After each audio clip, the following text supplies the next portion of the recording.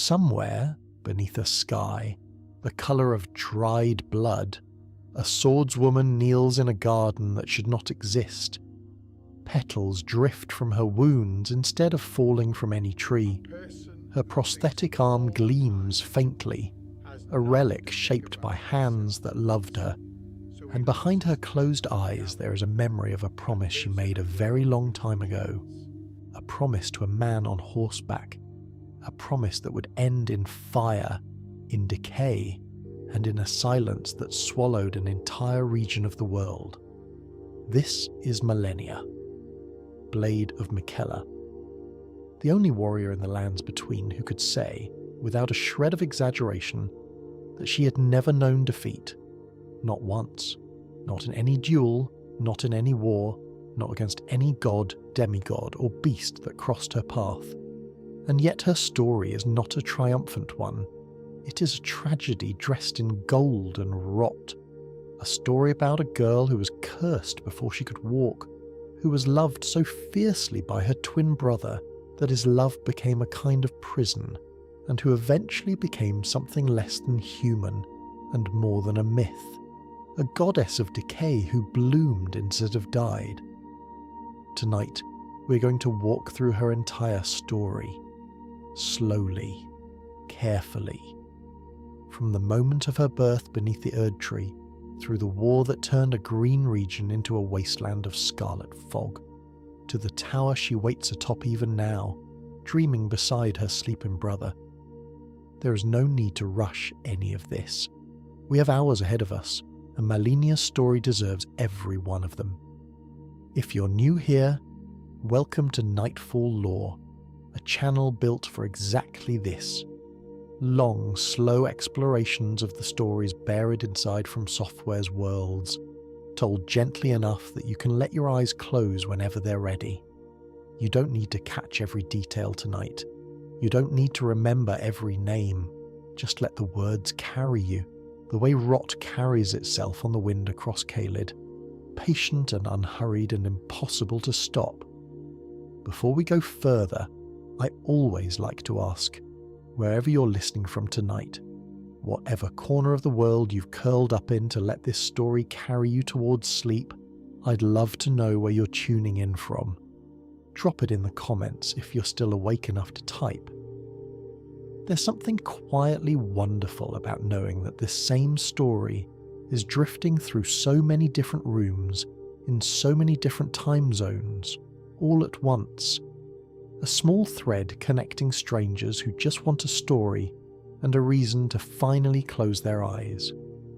Malenia's tale begins, as so many tragedies do, with a birth that was never meant to be ordinary. She was born an Empyrean, one of the rare, gold-blooded scions of the Erdtree, destined, in theory, to become a new god should the flame of destined death ever be reignited within them. Alongside her, in the same womb, in the same breath of divine inheritance, was born her twin brother, Miquella.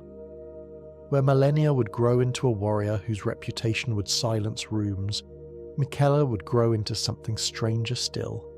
A boy who never aged, whose compassion was so vast it curdled eventually into something closer to control. Twins born of gold blood are already rare enough to be treated as miracles, but Malenia and Miquella were not simply rare, they were marked. Even as infants, something had already taken root in Malenia's body, something that would follow her for the rest of her life, something that the physicians and scholars of the Golden Order would come to call, with equal parts reverence and horror, the Scarlet Rot. We'll get to the rot in detail very soon. But first, it's worth sitting for a moment in the strangeness of what it meant to be born like this, golden-blooded, destined for godhood, and yet already carrying inside her the seed of the very decay the Erdtree was supposed to prevent. Its contradiction that never resolved throughout her entire story. Malenia was, from her very first breath, both blessing and blight, both promise and warning, and nobody around her, not her mother, not her father, not the Erdtree itself, ever quite figured out which one she was supposed to be. Let that sit with you as we move forward. A child born golden and already rotting. It's the kind of contradiction that entire wars get built on top of, and in Malenia's case, that's exactly what happened. It's worth pausing here too on the world these two children were born into, because Malenia's story cannot really be separated from the strange cosmology of the lands between itself. This is a world governed not simply by kings and armies, but by something closer to living religion. A golden tree at the centre of everything, radiating a doctrine that shaped law, medicine, art, and even the nature of death itself. In such a world, to be born flawed was not simply a private misfortune. It was, in a sense, a theological event. And so, before Malenia ever picked up a blade, before she ever stepped onto a battlefield, she was already something the world around her didn't quite know how to hold. That tension between what she was born to be and what she was born carrying would echo through every single chapter of her life that followed. Keep it in mind as we go. It's the quiet thread running underneath everything else tonight. To understand Malenia, you first have to understand the household she was born into. A household that was less a family and more a court, less a court and more a machine built to sustain the order of an entire world. At the centre of that machine sat Queen Marika, the Eternal. Marika was not simply a ruler. She was the vessel through which the Golden Order itself expressed its will. The one who had, ages before Malenia's birth, hammered the Elden Ring and used it to reshape the lands between, according to a doctrine of grace, gold, and death's absence. Marika's body was, in a sense, split. She carried within her both her queenly self and a second identity, Radahn, a fused being who moved between roles depending on what the Golden Order required. It's a strange, almost dreamlike detail of her existence, and it matters here because it means that Malenia's parentage is not as simple as mother and father. Malenia was a child born of a single divided being wearing two faces, one golden and regal, one warlike and devoted. Marika bore many children across the centuries of her long, strange life, and each of them inherited a different fracture of her nature. Godwyn inherited her grace and was beloved by nearly everyone who met him. Morgott and Mog, twins born with a curse of their own, the Omen Curse, horns and a monstrous shape hidden beneath golden skin, inherited her shame and her secrecy. Radahn, born of a different pairing entirely, inherited her strength and became a demigod of unmatched martial prowess, a general whose gravity itself seemed to bend to his will. And then, later, came Malenia and Miquella, golden twins, Empyreans both, born seemingly to carry forward the promise of the Erdtree into a new generation. But the Golden Order was never simply a family drama. It was a political structure, and every child born into it became, whether they wanted it or not, a piece on a board. Empyreans in particular carried enormous weight, because an Empyrean who successfully claimed destined death, who found a way to become mortal again, to die and be reborn as a god, could reshape the entire Elden Ring in their image. This is in fact exactly what the player character does across the course of Elden Ring's main story. But long before any Tarnished set foot in the lands between, Marika's own children were already being quietly, carefully positioned for that same possibility. Miquella understood this positioning better than almost anyone. From a young age he displayed an intelligence and a strategic patience that unsettled even the adults around him. He was beloved, genuinely, overwhelmingly beloved. His charm was not simply a personality trait, it bordered on the supernatural, a kind of magnetic compassion that drew loyalty from nearly everyone who crossed his path, mortal and demigod alike. But Miquella's compassion had a shadow side. He came to believe, over the long centuries of his unnervingly slow aging, that compassion itself could be wielded as a tool, that love, properly directed, could reshape the world just as effectively as Marika's Golden Order once had. This belief would eventually define nearly everything he did on Malenia's behalf, for better and for devastatingly worse. Malenia, meanwhile, grew into something entirely different from her brother. Where Miquella moved through the world with charisma and careful calculation, Malenia moved through it with discipline, silence, and an unshakable resolve that seemed to have been forged rather than simply grown. She did not appear to seek the same kind of influence Miquella did. She did not seem to want a throne or worshippers or a reshaped Elden ring bearing her name. What Malenia wanted more than anything was mastery. Mastery over her own body, her own blade, and eventually mastery over the very rot that threatened to consume her from within. It's worth pausing here to notice something about the twins' relationship, because it will matter enormously later. Miquella loved his sister with an intensity that went far beyond ordinary sibling devotion. From childhood onward, he treated her survival as a personal mission, her suffering as an injustice he alone was responsible for correcting. He would, in time, orchestrate entire wars, entire political marriages, and entire magical experiments, all in service of a single goal: finding a way to cure Malenia of the rot that lived inside her. It is one of the most quietly devastating through lines in all of Elden Ring's lore.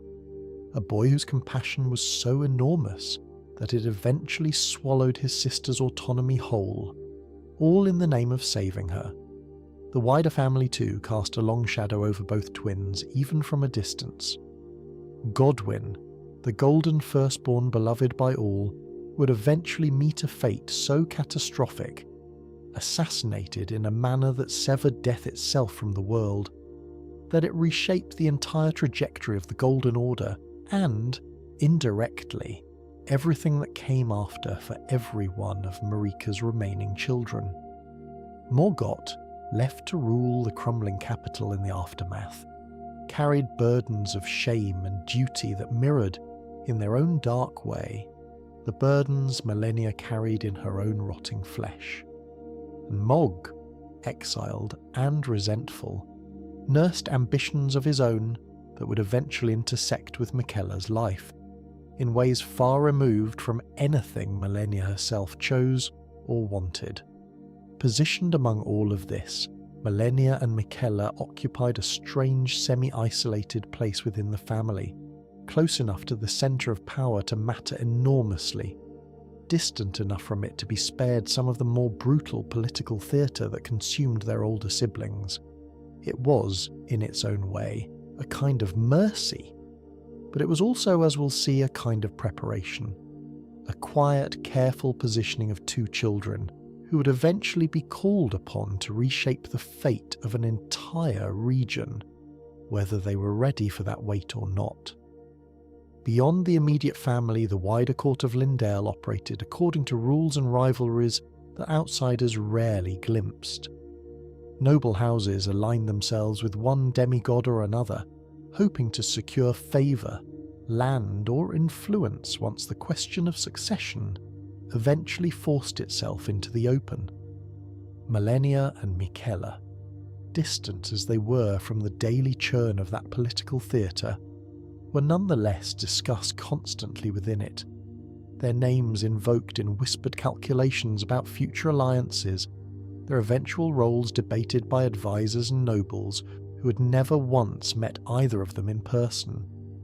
To be born an Empyrean in this world was to be a rumour before you were ever a person, a piece of political arithmetic long before anyone thought to ask what you yourself might want.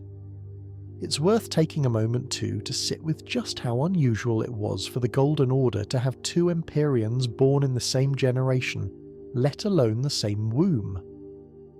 Empyreans were, by design, meant to be rare, singular candidates positioned to potentially inherit the flame of destined death and reforge the Elden Ring according to their own nature. Having two, born as twins, inevitably raised uncomfortable questions among the scholars and clergy who studied such things closely. Would they compete for the same eventual destiny? Would one somehow be favoured over the other? Or might their combined nature represent something entirely new, a possibility the old doctrines had never quite accounted for? These questions were never definitively answered in Malenia and Miquella's lifetime, and their unresolved nature added yet another layer of quiet tension to an already complicated family situation. This detachment between public perception and private reality would come to define much of Malenia's later life. The Malenia spoken of in noble halls, undefeated, golden, terrifying, existed almost entirely separately from the Malenia who spent her mornings training through pain, her afternoons resting through fatigue, and her evenings simply trying to hold herself together for one more day. Both versions of her were real. Neither one alone told the whole story, and it's that gap between myth and person that so much of tonight's telling is trying, gently, to close. But we're getting ahead of ourselves. Before Miquella's schemes, before the wars, before the Haligtree and the cocoon and the endless waiting, there was simply a girl and the sickness that had chosen her before she'd ever had the chance to choose anything for herself. The Scarlet Rot is one of the oldest and strangest afflictions in the lands between, and to understand Malenia, you have to understand it not as a disease in the way we might think of illness in our own world, but as something closer to a living outer god, an outer god in the language the game itself uses, one of the vast and largely unseen cosmic forces that occasionally reach down into the lands between and take hold of a person, a place, or a bloodline. The Scarlet Rot manifests physically as a spreading crimson decay, flesh blooming with strange red flowers, bodies collapsing into fields of crystalline red spores, entire landscapes turning the colour of an open wound.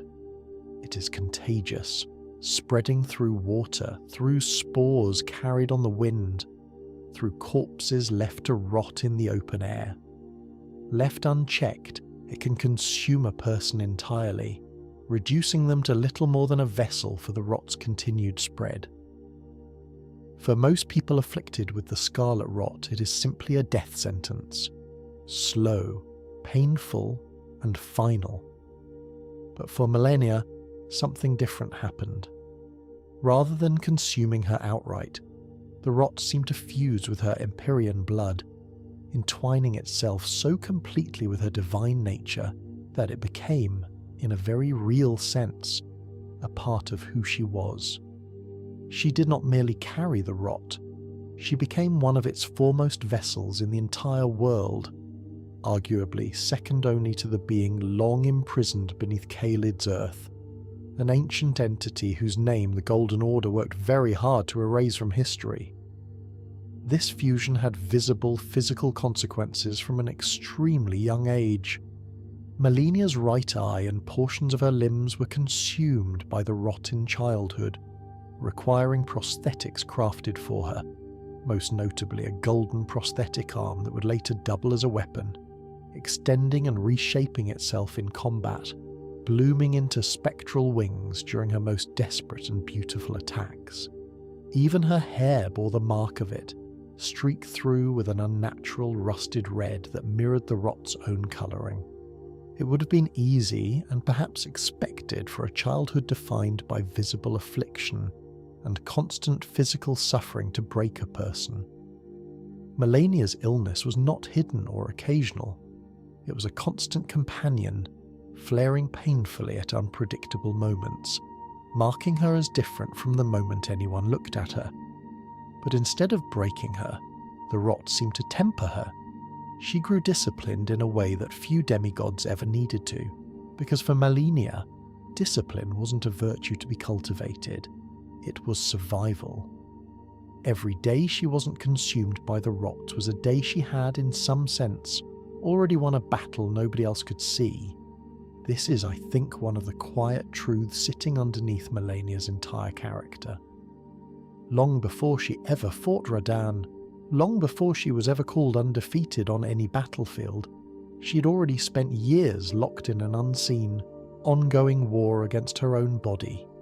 A war she could never fully win, only hold at bay through sheer will. Her later reputation as unbeatable in combat did not emerge from nowhere. It emerged from a childhood spent learning, over and over, that giving up simply wasn't an option available to her. The Scarlet Rot also carried enormous symbolic and religious weight within the world of the Lands Between, and this matters for understanding how others perceived Malenia. The Golden Order, the dominant faith of the realm, framed rot and decay as fundamentally opposed to its own values, an affront to the pristine, deathless world the Erdtree was meant to guarantee. A demigod, an Empyrean, carrying the rot within her own body was not simply a medical anomaly. It was, to many within the Order, something closer to blasphemy, a walking contradiction of everything the Erdtree claimed to promise. And yet, because Malenia was Marika's daughter, because she was gold-blooded and Empyrean regardless of what lived inside her, the Order could not simply cast her aside. Instead, her condition was managed quietly, carefully, kept largely out of public view. She trained in isolation. She was tended to by specialists sworn to secrecy. Her existence became something the Golden Order preferred to whisper about rather than acknowledge outright. A beautiful, dangerous secret hidden just beneath the surface of a kingdom that prided itself on having no secrets left to hide. It's worth sitting with the cruelty of that arrangement for a moment. A child, cursed through no fault of her own, hidden away not entirely for her own protection, but partly because her existence embarrassed the very Order she was born to serve. Malenia would spend her entire life navigating that tension. Beloved by her brother, feared and half hidden by everyone else, carrying a rot that made her simultaneously one of the most powerful beings in the Lands Between and one of the most quietly ostracized. There's also something worth noting about the origins of the Scarlet Rot itself, at least as much as the scattered lore of the Lands Between allows us to understand it.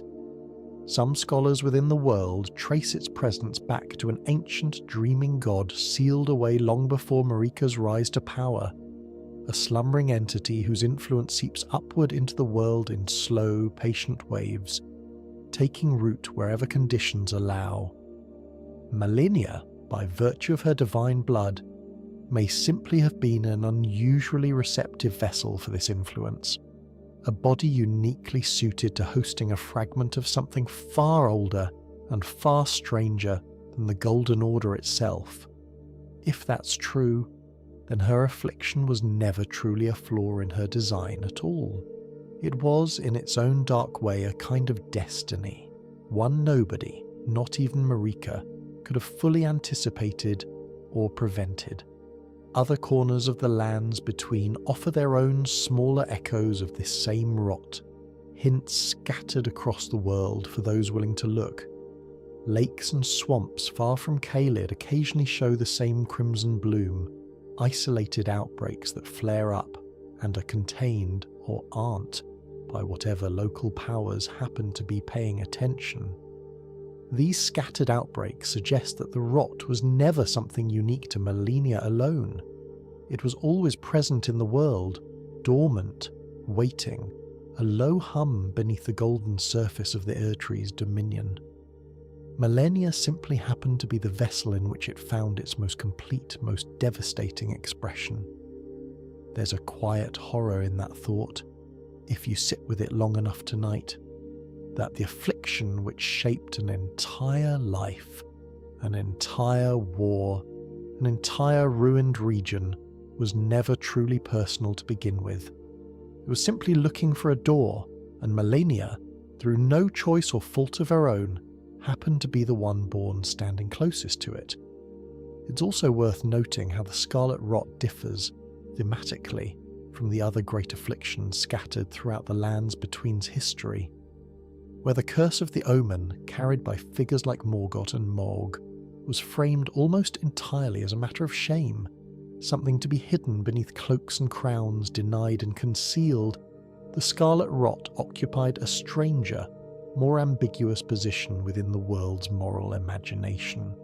It was feared, certainly, and reviled by the Golden Order's teachings, but it also carried, in certain older and more marginal traditions, a strange kind of reverence, treated by some fringe cults not as a punishment to be hidden, but as a natural force to be understood, even worshipped, on its own terms. Malenia herself never publicly aligned with any of these fringe beliefs, remaining throughout her life a nominal adherent to the Golden Order that so uneasily tolerated her existence. But the fact that such alternate views of her affliction existed at all speaks to just how contested, how genuinely unsettled, the meaning of her condition remained throughout the entirety of her life. Physicians who attended to her in these early years, a small, carefully vetted circle sworn to discretion, reportedly documented her condition with a mixture of clinical precision and barely concealed unease. Their notes, fragments of which persist in the scattered archives explorers occasionally uncover in the ruins of the lands between, describe flare-ups that seem to follow no consistent pattern, periods of relative calm broken suddenly and without warning by episodes of intense pain and visible physical spread. No treatment they attempted ever produced more than temporary relief. No combination of prayer, medicine, or magical intervention ever came close to addressing the root of what lived inside her. In time, most of these physicians seemed to quietly accept what Malenia herself had likely understood far earlier than any of them, that this was not a condition to be cured through conventional means, but one to be managed, endured, and, if she was skilled and disciplined enough, occasionally turned into a source of strength rather than pure suffering. This acceptance, hard-won as it was, shaped the entire household around her in subtle ways. Servants learned to read the small early signs of an oncoming flare, a particular stiffness in her movements, a shift in her breathing, a certain quality of stillness that settled over her in the hours before the pain became visible to anyone watching from a distance. Miquella, more than anyone, became fluent in these signs, often anticipating his sister's needs before she herself had fully registered them. It was perhaps the truest early expression of the devotion that would come to define the rest of his life. Not the grand gestures of trees grown and wars fought, but the quiet, unglamorous attentiveness of a brother who simply paid close enough attention to notice when his sister was hurting, long before she ever had to say so out loud. Malenia's early years were shaped by distance. Distance from the golden capital of Lendel, distance from the public eye, distance even from many of her own extended family. While some of Marika's other children grew up steeped in the pageantry of the Erdtree's court, Malenia and Miquella spent much of their childhood in quieter, more guarded settings, shielded both from the political machinations of the capital and from a public that might not have known what to make of a golden princess whose body bloomed with red rot. This isolation forged an unusually tight bond between the twins, tighter, even, than most twin relationships in a world already full of unusually devoted siblings. Miquella, precocious and painfully perceptive even as a child, seemed to understand almost instinctively what his sister's condition meant, both medically and socially. He became, from very early on, something like her shield.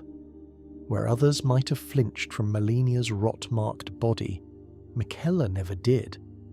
He treated her not as someone diminished by her affliction, but as someone whose affliction simply hadn't been solved yet, a puzzle he intended eventually to solve himself.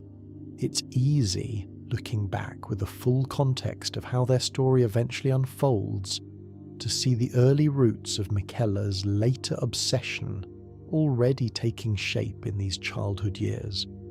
His devotion to Malenia was total, unwavering, and even in its gentlest moments faintly possessive.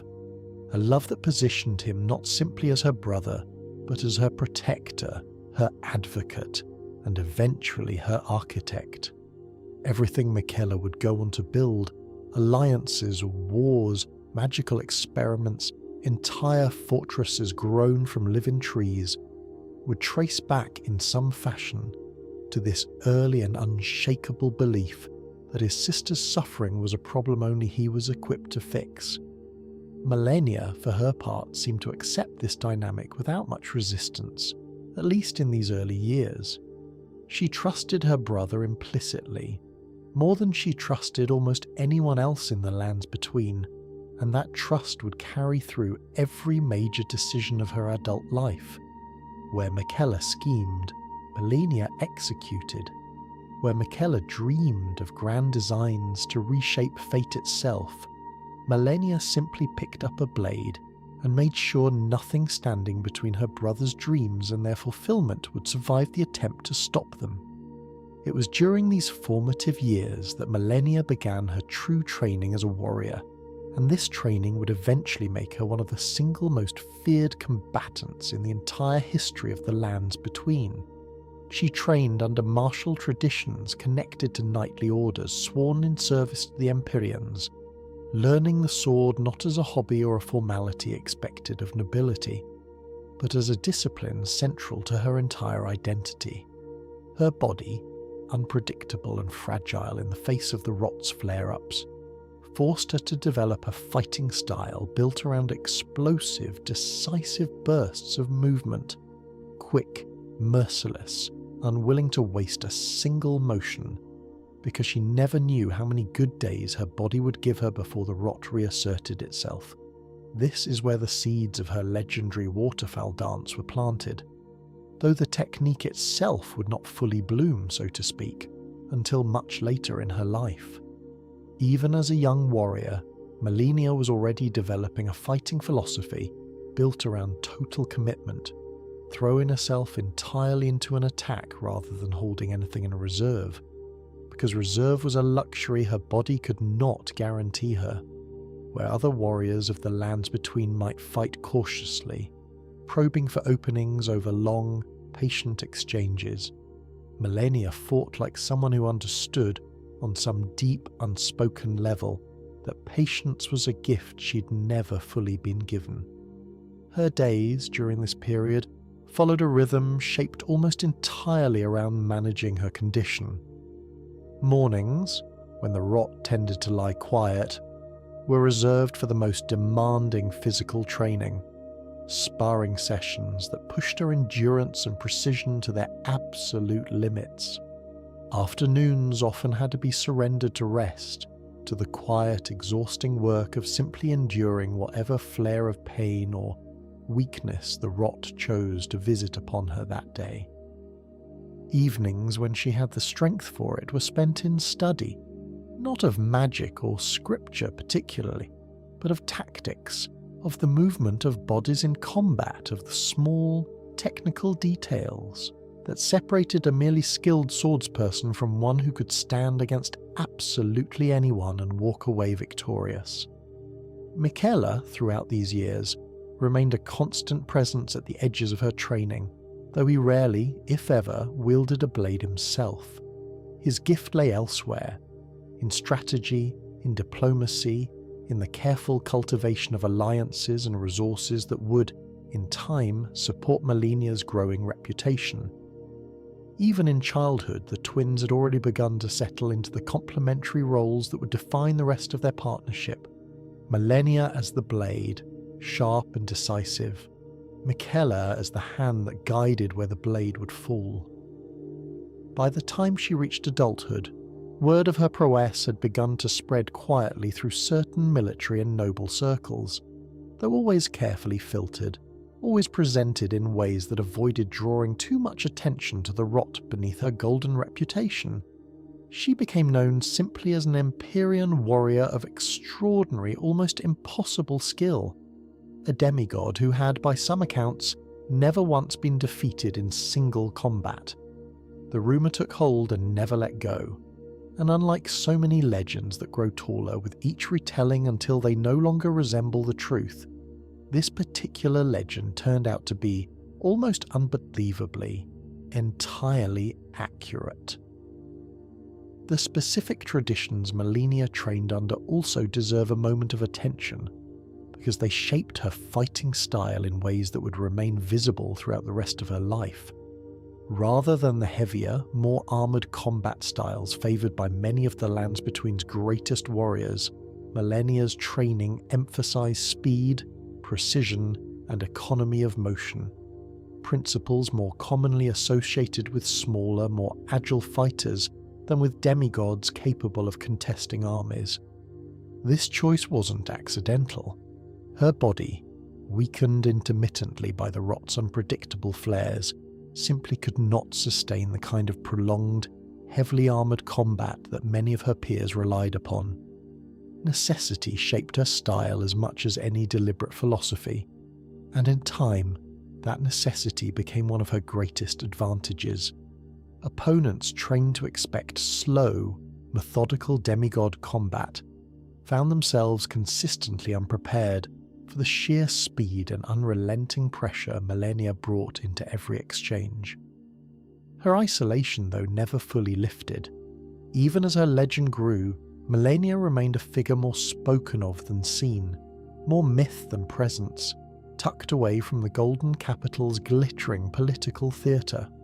This distance would eventually work in the Golden Order's favour when the time came to use her, because a legend that has never been fully explained is far easier to weaponize than a person the public actually understands.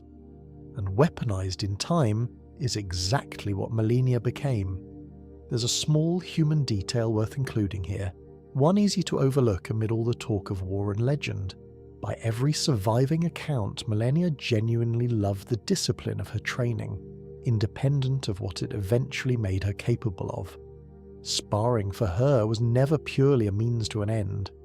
It offered her something her illness never could, a sense of control, of clear cause and effect, of a body that, at least within the bounds of a training yard, could still be trusted to do exactly what she asked of it.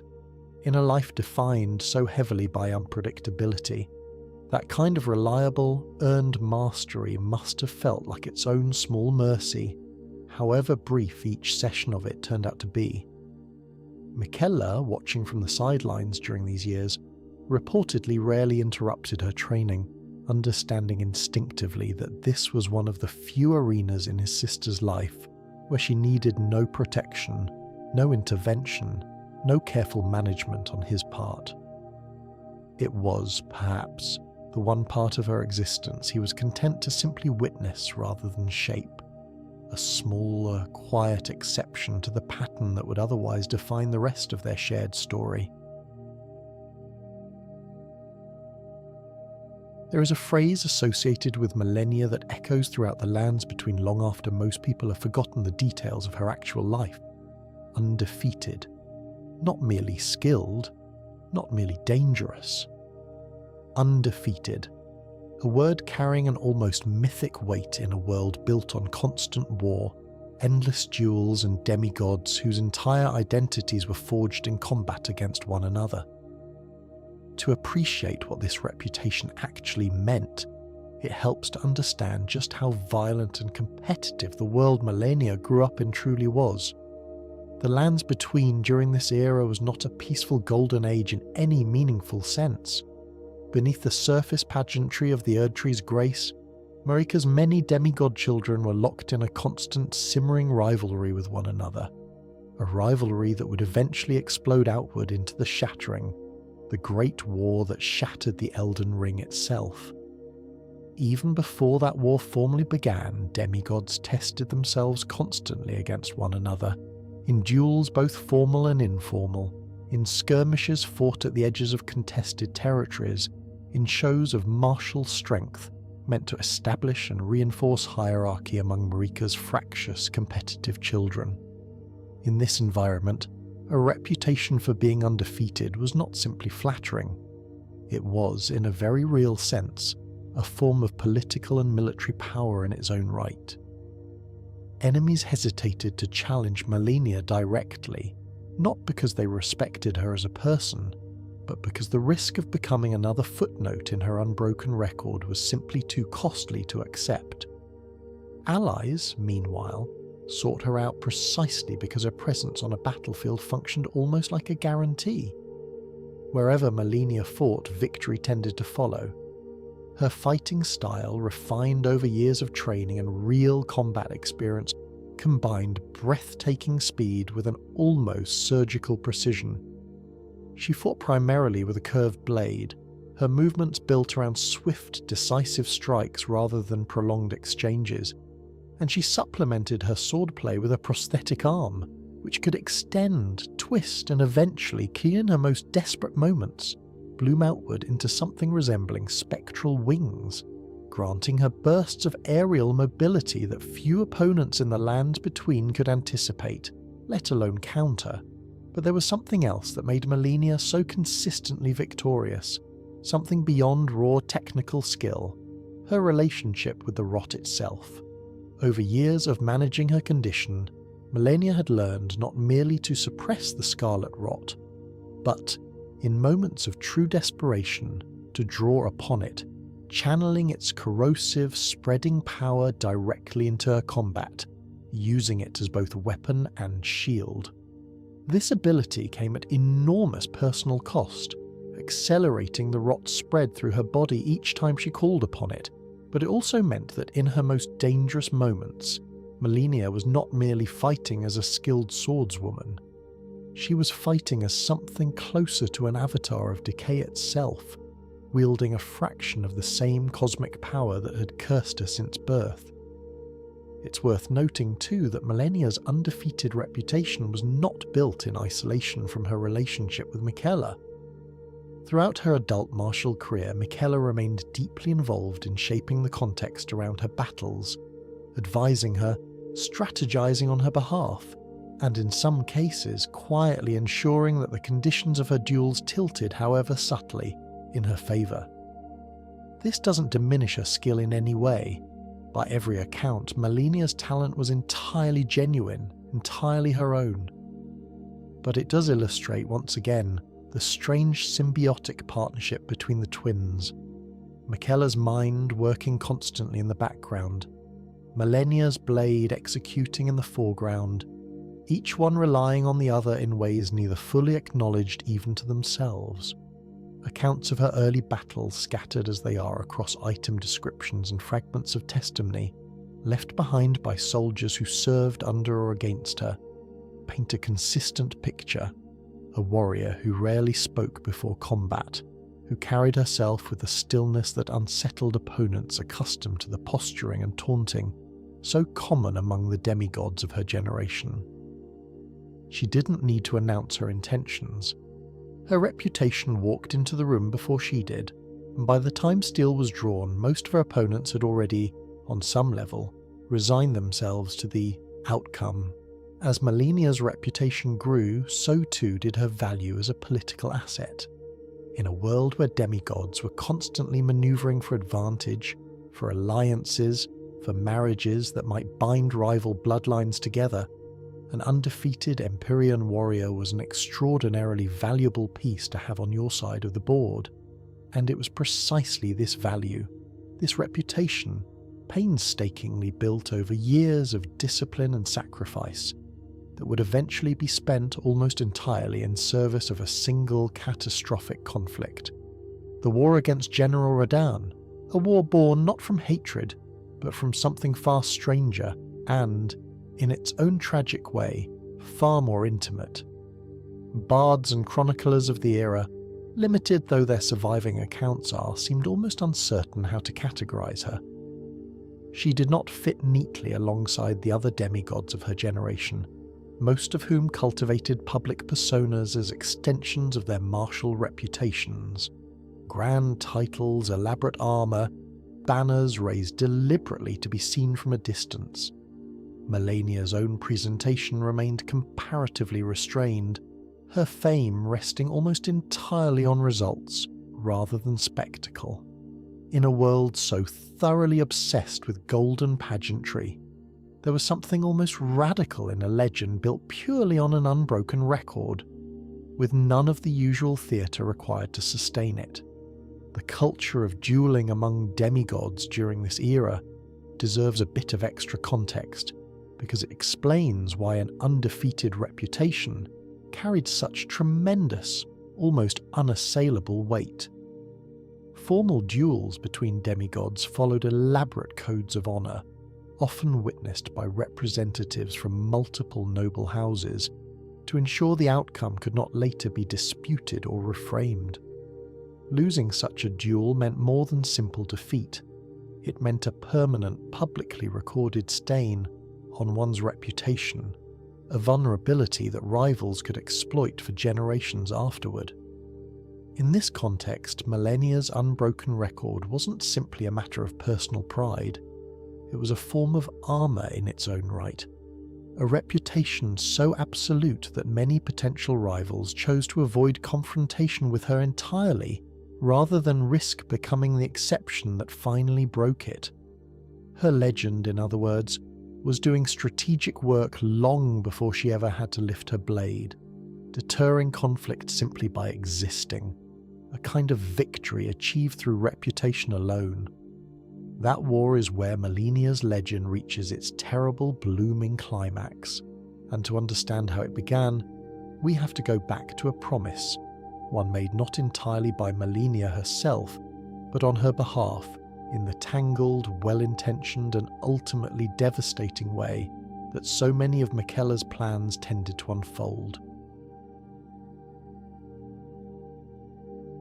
Radahn, Starscourge, General of Redmane and Lord of Limgrave, was, by every account that survives him, one of the most formidable demigods to ever walk the lands between. He was a son of Radahn, born not to Marika directly but through a different pairing entirely, which made him a half-sibling to Malenia and Miquella rather than a full one, a distinction that mattered a great deal in the tangled genealogy of the Golden Order's ruling family. Radahn's power was almost elemental in nature. He commanded gravity itself, able to hold enormous meteors suspended in the sky through sheer force of will, able to bend the physical laws of the battlefield around his presence in ways that made him seem less like a warrior and more like a natural disaster given human shape. Long before any war broke out between them, Malenia and Radahn were bound together by something that predated the conflict entirely: a betrothal, arranged not through romantic affection, but through the cold calculus of dynastic politics. This was, at its heart, Miquella's design. Recognizing both his sister's formidable strength and Radahn's unmatched martial power, Miquella saw in a union between the two an opportunity to forge an alliance so powerful it might reshape the entire political landscape of the lands between, combining two of the most feared bloodlines in the realm into a single, unstoppable partnership. The specifics of the arrangement vary depending on which account you trust, and the lands between rarely offers a single, uncontested version of any major historical event, but the core of it remained consistent across most tellings. Malenia and Radahn were to be wed, their union sealing an alliance between their respective territories and elevating both bloodlines to a position of unmatched dominance within the fracturing Golden Order. It was, in many ways, less a romance and more a treaty written in flesh and blood rather than ink and parchment. What makes this arrangement so quietly tragic is how little agency Malenia herself seemed to have in shaping it. Her entire adult life, up to this point, had already been defined by circumstances largely outside her control. The rot she never chose. The isolation imposed by a golden order embarrassed by her existence. The careful management of her public image by a brother who loved her fiercely, but rarely, if ever, asked what she actually wanted for herself. The betrothal to Radahn simply continued this pattern. It was arranged around her, for reasons of politics and strategy that extended far beyond her own desires, and she accepted it, as she had accepted so much else in her life, with the same quiet, disciplined resolve that had carried her through every battle she'd ever fought. Some accounts suggest that Malenia and Radahn shared, if not romantic love, then at least a genuine mutual respect. Two warriors who recognized in each other a kindred ferocity, a shared understanding of what it meant to carry immense power and immense expectation in equal measure. Both had been shaped in different ways by bodies and burdens they never chose. Radahn's gravitational power was as much a weight upon him as Malenia's rot was upon her, a gift that isolated him even as it elevated him, a strength that few around him could ever hope to relate to on equal footing. If this mutual understanding existed, it makes everything that followed all the more devastating, because the alliance that was meant to unite them would instead become the very conflict that destroyed them both. The precise trigger for the war that eventually erupted between Malenia's forces and Radahn remains one of the more debated points in Elden Ring's scattered lore, pieced together from item descriptions, environmental storytelling, and the fragmentary testimony of characters encountered throughout the game. What is clear is that the arranged alliance broke down catastrophically, collapsing into open warfare rather than the unifying peace it was meant to secure.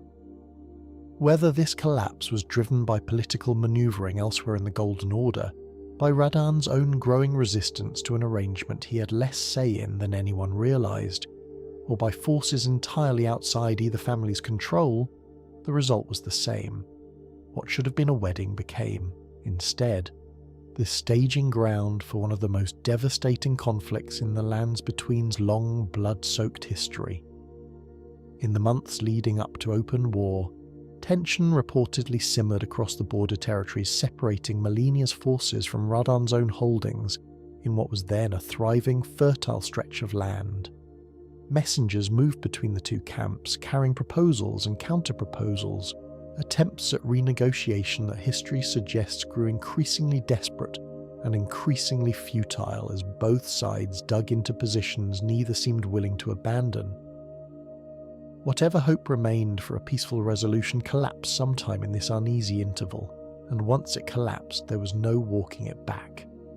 And so Malenia, the undefeated, prepared once more for battle, except this time her opponent would not be some minor lord or contested rival.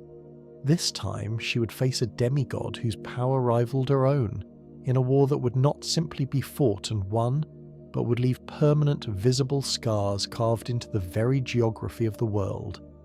It's also worth remembering that this entire arrangement unfolded against the backdrop of a Golden Order already beginning, quietly, to strain under its own weight. Marika's reign, though still outwardly stable during this period, had already begun accumulating the tensions that would eventually erupt into the shattering. Rivalries among her children, quiet resentments among the Empyreans passed over for favour, and a general sense, among those perceptive enough to notice it, that the golden peace everyone took for granted was more fragile than the Erdtree's light let on. A union between Malenia and Radahn, in this context, was never simply a private family matter. It was a manoeuvre within a much larger, much more precarious game, one whose true stakes neither twin may have fully grasped until it was already far too late to change course. Radahn himself deserves a bit more attention here, because understanding him helps explain why this particular conflict carried such enormous weight. Beyond his mastery over gravity, Radahn was known throughout the Lands Between for a certain boisterous, almost larger-than-life vitality. A general beloved by his own soldiers, a warrior who seemed to relish combat not out of cruelty, but out of genuine, unfiltered joy in testing the limits of his own considerable strength. He kept a stable of colossal warhorses and campaigned with a flair that stood in sharp contrast to Malenia's own quiet, controlled discipline.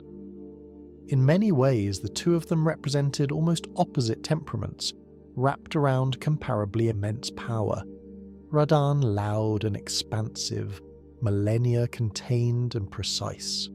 It's easy to imagine, watching these two very different forces of nature circle each other across a negotiating table turned battlefield, just how combustible that pairing was always destined to become, regardless of whatever political intentions originally brought them together. Some scattered accounts suggest that Radahn, for all his boisterous confidence, held Malenia's reputation in genuine, considerable respect long before their forces ever clashed directly. Respect built not on flattery or political necessity, but on an honest recognition of a fellow warrior whose skill matched and in certain respects exceeded his own.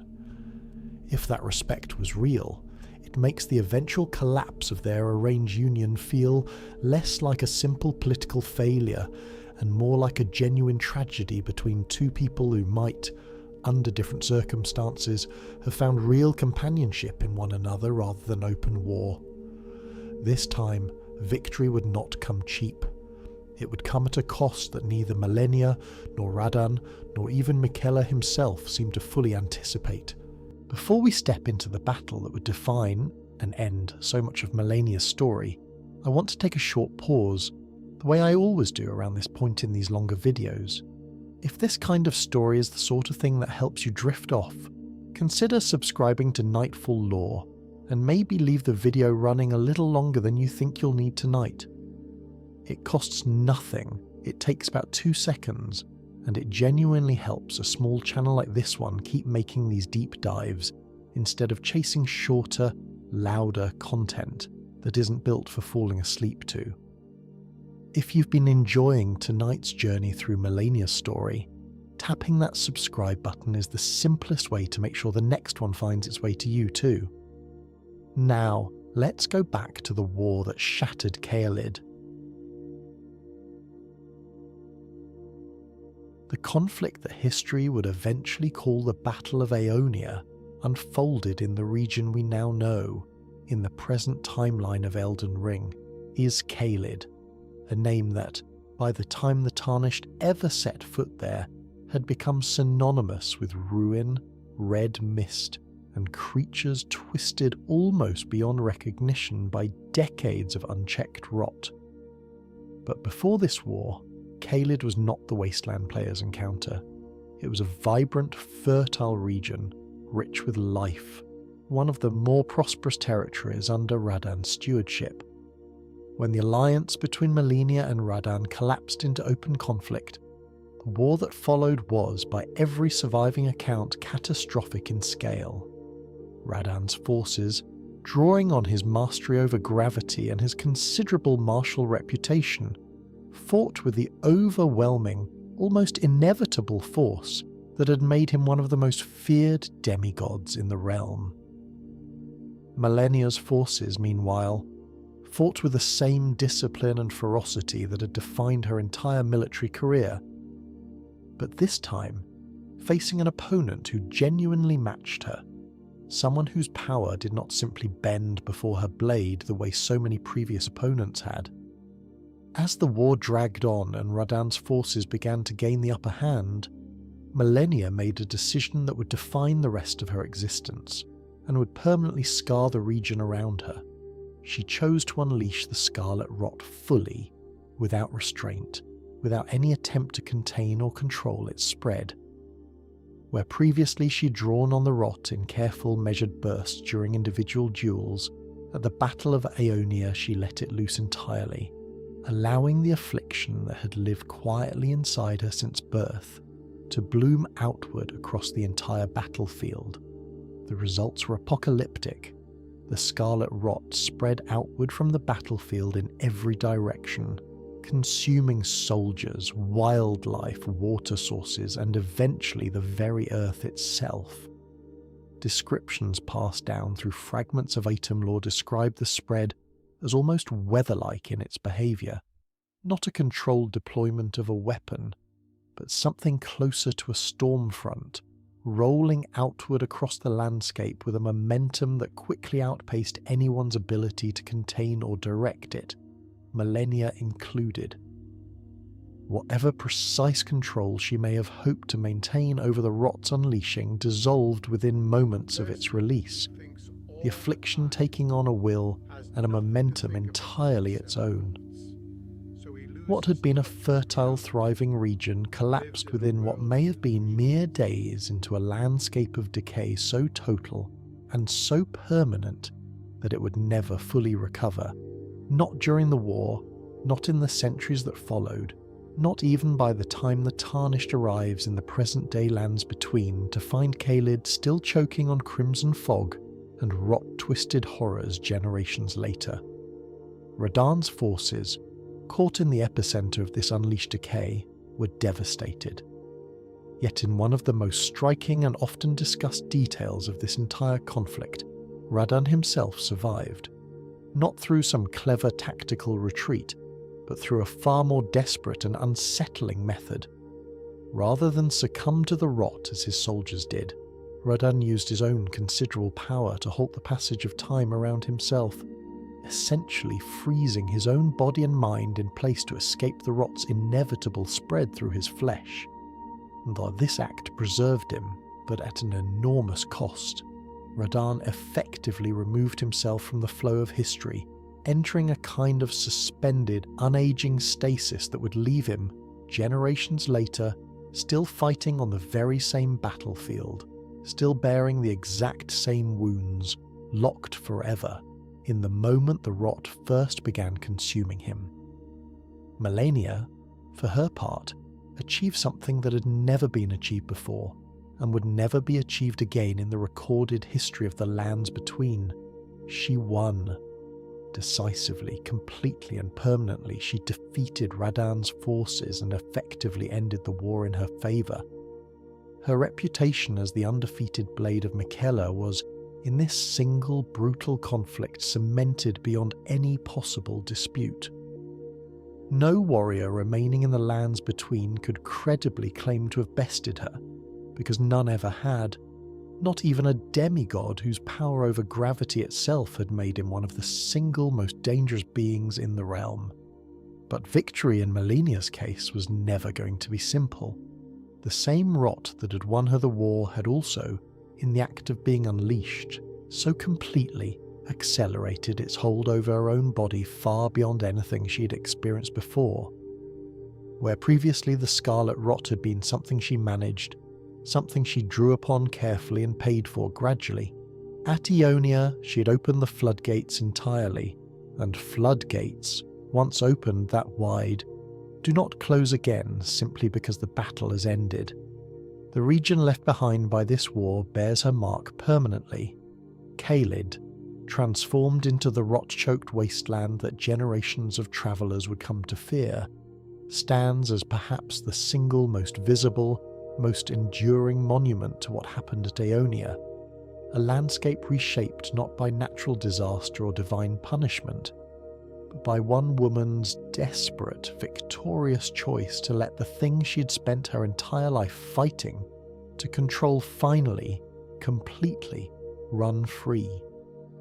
Even now, wanderers passing through Caelid can find the wreckage of that ancient war half buried beneath fields of crimson flowers, broken siege equipment, collapsed fortifications, the bones of soldiers who never had a chance to flee the crimson tide that swallowed them, survivors who managed to flee the battle's epicenter, and there were remarkably few of them, carried stories that would circulate in fragmented and increasingly distorted form for generations afterward.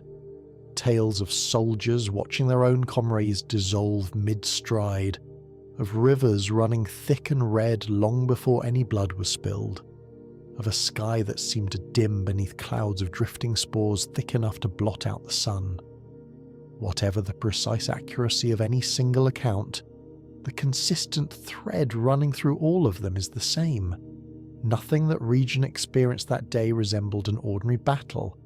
It resembled, more than anything, the birth of something entirely new. A wound in the world that would never fully close. And so Malenia, the undefeated, walked away from the greatest victory of her life carrying inside her a wound that would never heal. A rot now fully unleashed, fully awakened, and fully, irreversibly hers to carry for however long she had left.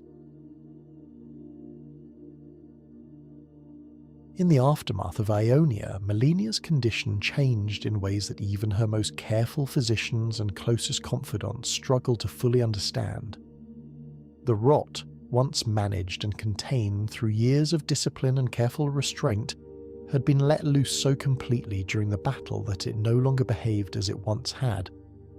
Rather than continuing its slow, gradual consumption of her body the way it had throughout her earlier life, the rot seemed to settle into something closer to equilibrium, an uneasy, fragile balance in which Malenia's Empyrean nature and the Scarlet Rot's cosmic hunger neither fully consumed one another nor fully separated.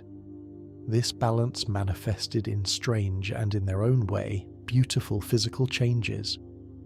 Where the rot had once simply decayed her flesh, it now began to bloom from her. Flowers, unmistakably rot-touched, yet strikingly beautiful, sprouting from wounds and scars across her body.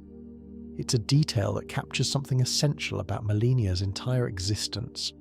The line between her affliction and her identity had blurred so completely that even her body could no longer fully distinguish between decay and growth, between dying and blooming. But this new equilibrium came at a devastating cost. The physical and spiritual toll of unleashing the rot so completely at Aeonia left Malenia profoundly weakened, her body no longer capable of sustaining the active, vigorous existence she had lived before the war. Whether through the rot's own hunger, or through the sheer exhaustion of channeling that much cosmic power in a single sustained act, Malenia found herself, in the years following her victory, retreating steadily from public life, her once undefeated blade seeing less and less use as her body demanded increasingly extended periods of rest and recovery. Miquella, watching his sister's decline, was consumed by a familiar desperate need to fix what could not by any conventional means be fixed. His compassion, the same overwhelming, all-consuming compassion that had shaped their entire relationship since childhood, hardened into something closer to obsession. He had spent his whole life believing that Malenia's affliction was a problem to be solved, a wrong to be righted, and now, watching the woman who had never lost a single battle slowly succumb to something she could not fight her way out of, that belief calcified into an unshakable singular purpose. He would find a cure. Whatever it took, however long it required, however many alliances he needed to forge or magics he needed to master, Miquella resolved that he would not simply watch his twin sister fade away.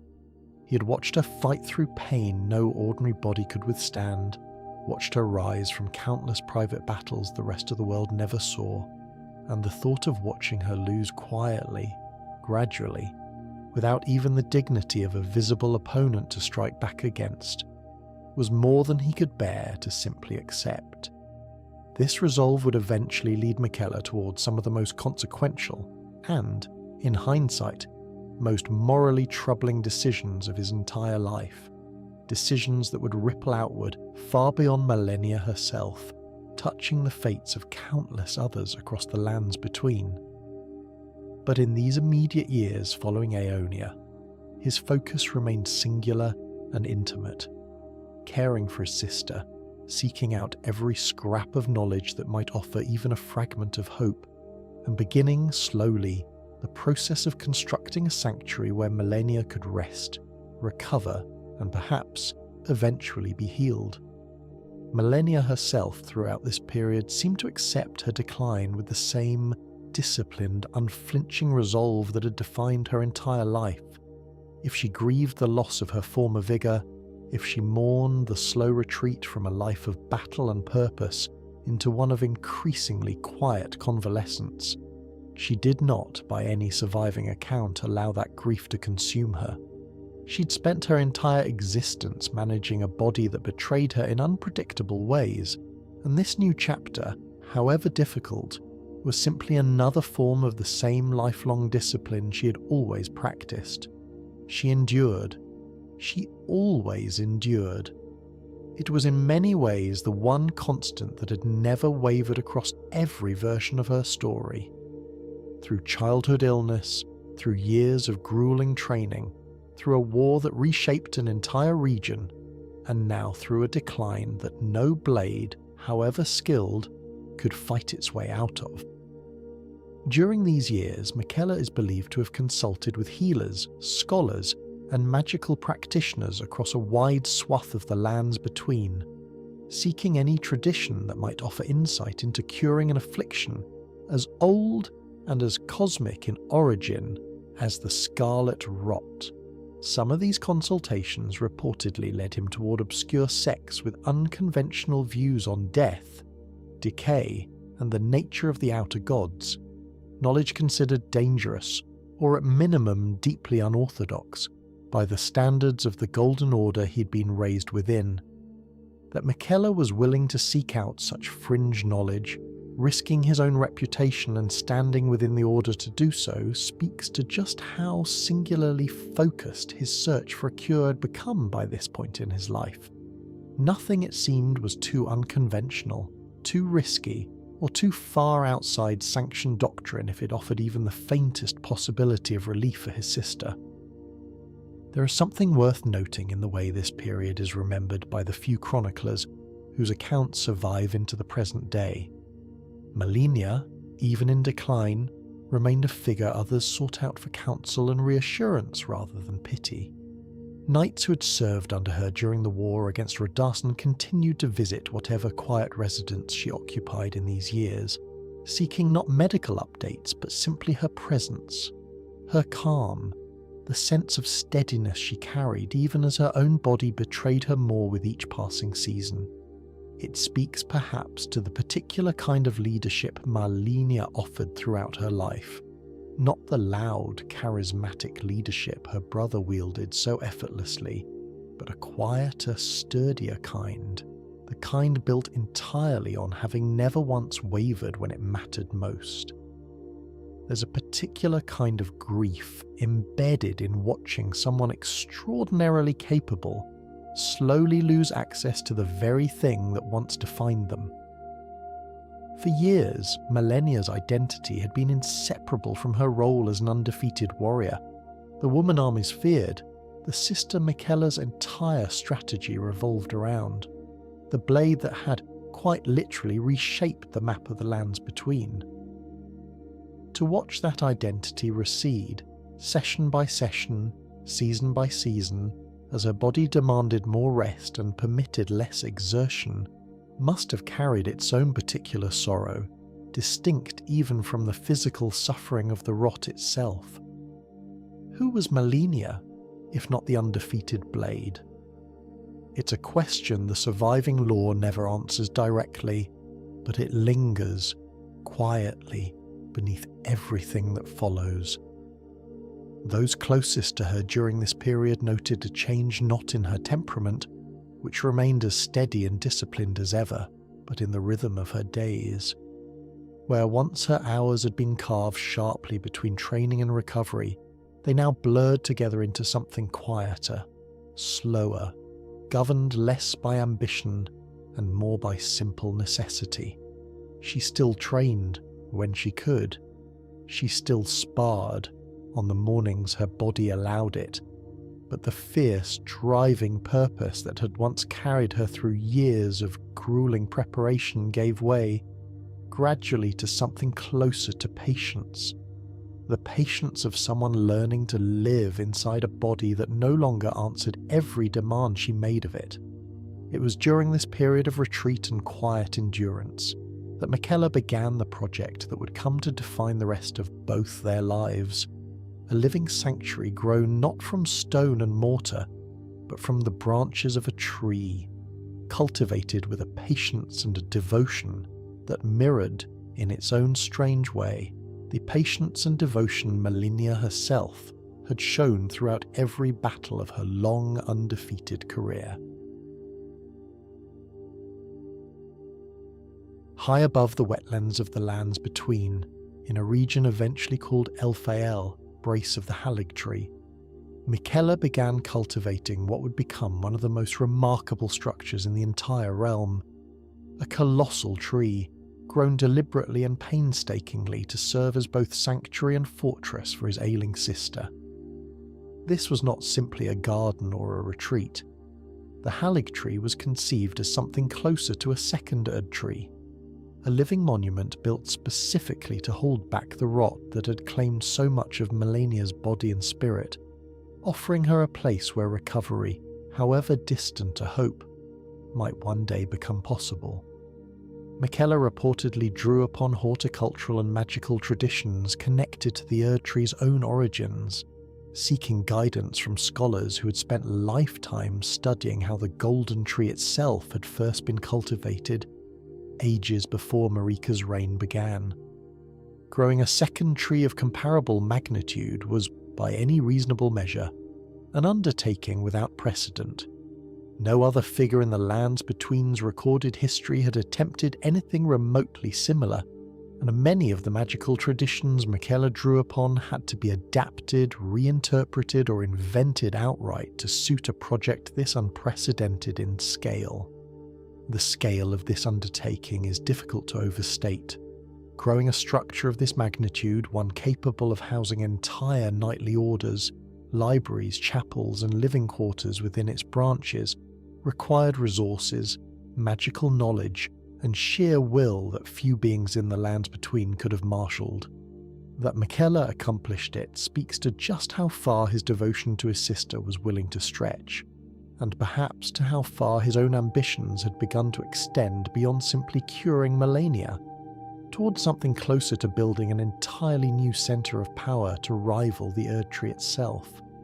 The Haligtree became, in time, home to an order of knights and clergy devoted specifically to its protection and to the care of the Empyreans who dwelled within it.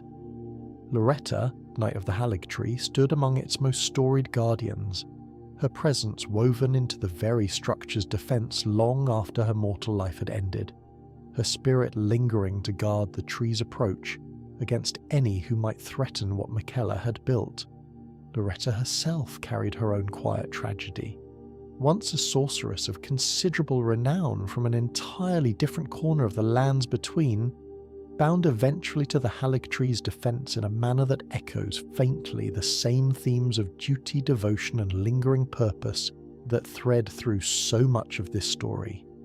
Her spectral form, mounted and armed even in death, patrols the winding path upward through the tree's branches, testing any traveller who dares approach the sanctuary Miquella built. The Haligtree's roots stretched deep, its branches climbing high enough to pierce the clouds, and within its highest reaches, in chambers grown from a living wood and gilded with careful reverence, Malenia found her sanctuary. It was here, within the Haligtree's protective embrace, that Malenia's condition eventually settled into the state that would define the remainder of her known existence, a kind of suspended dormancy, not entirely unlike the frozen stasis Radahn had chosen for himself on the battlefield at Aeonia, though achieved through entirely different means. Malenia entered a form of cocooned rest, her body held in careful balance between the rot's hunger and her own Empyrean resilience, neither fully consumed nor fully healed, waiting, in a sense that stretched across years and possibly decades, for whatever cure or resolution Miquella might eventually discover. Miquella, throughout this period, did not simply wait alongside his sister passively.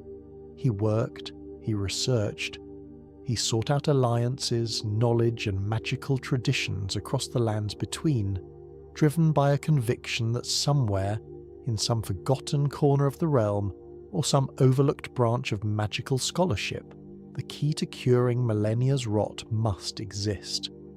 His search would eventually draw him into contact and conflict with figures far beyond the immediate circle of his own family, including, in the broader arc of Elden Ring's lore, entanglements with figures like Mog, the Blood Lord, whose own obsessive fixation on Miquella himself would add yet another layer of tragedy to an already sorrowful family history, though that particular thread extends beyond Malenia's own story and into her brother's separately tangled fate.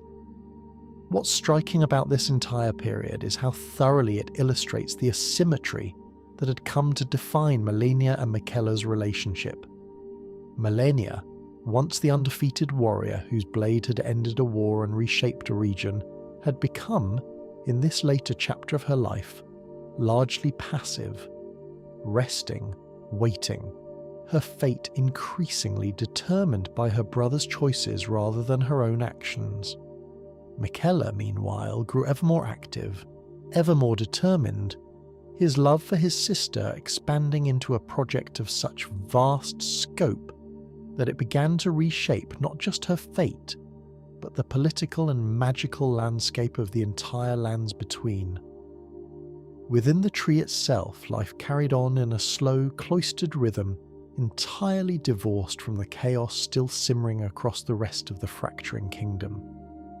Clergy tended gardens grown between the branches, knights trained in quiet courtyards suspended impossibly high above the marshland below, and somewhere near the very top, in a chamber wrapped in silence and golden light, filtered through countless layers of leaves, Malenia slept, not dead, not fully alive in any conventional sense, simply waiting, the way roots wait beneath frozen soil for a spring that may or may not ever arrive. It's worth asking, as we sit with this part of the story, whether Malenia herself ever fully consented to the path her life had taken during these years. Whether the girl who had once fought so fiercely to maintain discipline and control over her own decaying body found any peace in surrendering that control, however lovingly, into her brother's hands. The game's scattered lore offers no definitive answer. What it offers instead is atmosphere, implication, the quiet sense of a woman suspended between sleep and waking, between decay and bloom, waiting in a tower grown from living wood for an ending that, when it finally came, would not arrive in the form either twin had hoped for. Visitors to the Haligtree in these earlier, more hopeful years, a few outsiders occasionally granted passage into its lower chambers, reportedly described an atmosphere unlike anywhere else in the lands between, a strange blend of golden reverence and quiet melancholy, halls filled with soft filtered light, and the distant sound of clergy chanting prayers meant, in part, for a princess most of them would never actually meet. It was a place built entirely around devotion to a single person, and that devotion saturated every corner of it, from the careful tending of its gardens to the quiet, unwavering discipline of its knightly guardians. The order of knights sworn to the Haligtree's protection developed its own distinct traditions during these years, separate in many ways from the knightly order serving elsewhere in the lands between.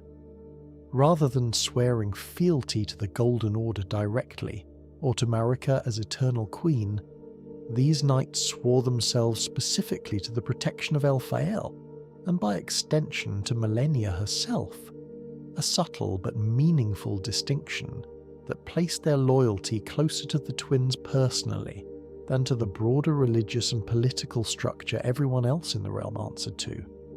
This arrangement suited Miquella's purposes well, allowing him to cultivate a devoted, insulated community entirely focused on his sister's well-being, largely free from the competing obligations and divided loyalties that complicated so much of the rest of the kingdom's political life. because the Haligtree, for all its grandeur, for all the devotion poured into its cultivation, would not remain untouched by the wars and calamities still unfolding across the rest of the lands between. And when outsiders finally did reach its highest branches, centuries after its construction, they would not find the peaceful sanctuary Miquella had envisioned. They would find something else entirely, something that had been waiting, dormant and dreaming, for far longer than any mortal visitor could comprehend. By the time the Tarnished, the player character at the centre of Elden Ring's main story, finally reaches the upper chambers of the Haligtree, centuries have passed since the Battle of Aeonia. The shattering has come and gone. The Elden Ring itself lies broken into scattered fragments called Great Runes, and the land between has fractured into a patchwork of warring territories, each ruled or contested by demigods who have, in the long absence of any unifying order, grown increasingly isolated, increasingly desperate, and in more than a few cases, increasingly monstrous. Elphael, once a sanctuary carefully guarded and lovingly maintained, has by this point fallen into ruin and infestation. The Scarlet Rot, never fully contained even within Miquella's careful cultivation, has spread throughout much of the Haligtree's lower reaches, consuming what was once a place of healing and transforming it into something closer to a grim, decaying labyrinth. Guardians who once served faithfully now stand corrupted or hollowed by centuries of isolation and rot exposure. The knightly order that once protected this place has largely crumbled, its remaining members transformed into shambling, rot-consumed remnants of their former selves.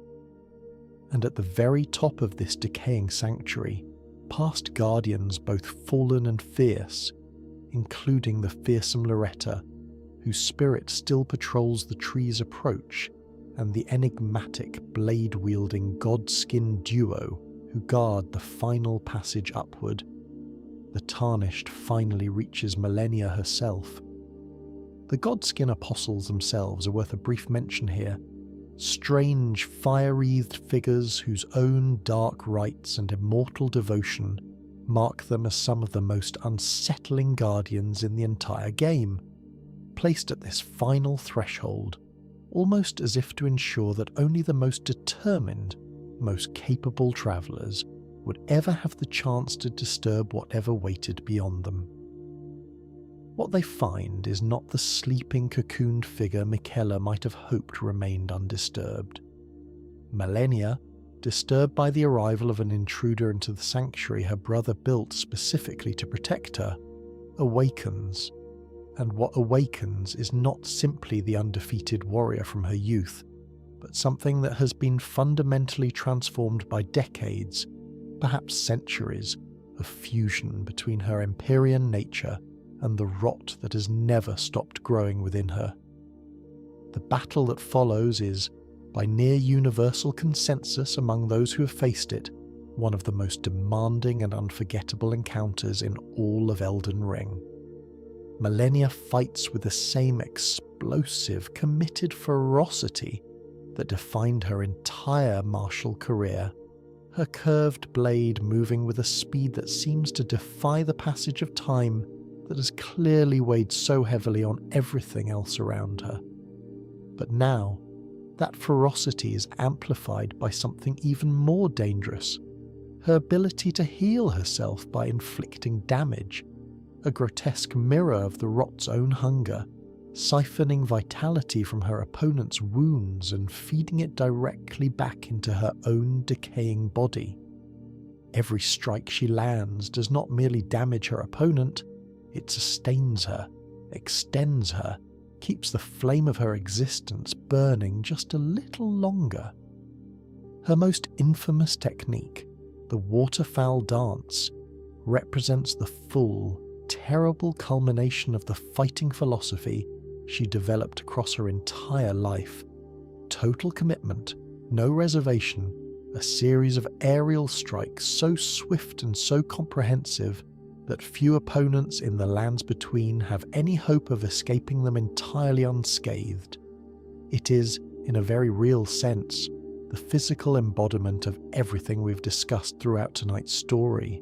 A girl who learned from her very first painful flare of the Scarlet Rot that hesitation was a luxury she could never afford, channeled now into a single, devastating, beautiful technique that seems to blur the line between combat and dance, between violence and art.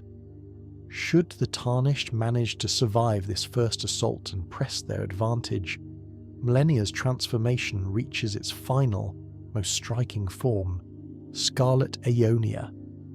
In this final phase, the rot that has lived within her since birth, that she has spent her entire life managing, containing, and occasionally unleashing, finally blooms completely and irreversibly.